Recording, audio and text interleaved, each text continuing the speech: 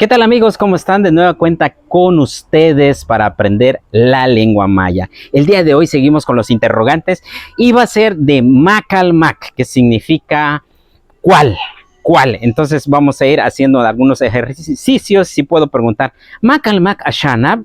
Entonces tú puedes decir, Leti lechaje bosho. Es ese de color negro. Entonces si queremos presumir un vehículo decimos, Macalmac Akisbuts. ¿Cuál es tu vehículo? Y entonces inmediatamente tú vas a decir, Leti leje chan chaco, es aquel o es ese de color rojo, por ejemplo, chac, ¿no? Y otro podemos decir, Macalmac anok, Macalmac anok, ¿cuál es tu ropa? Macalmac apok, por ejemplo, ¿cuál es tu sombrero?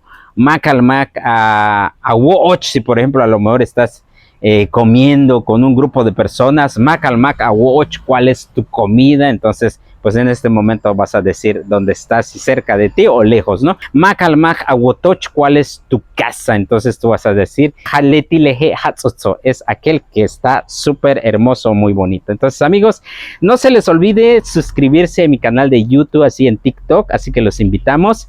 Kananta Baesh, Kintushik Mac, hola, les envío saludos. Tujel Quintahuetelesh, hasta pronto.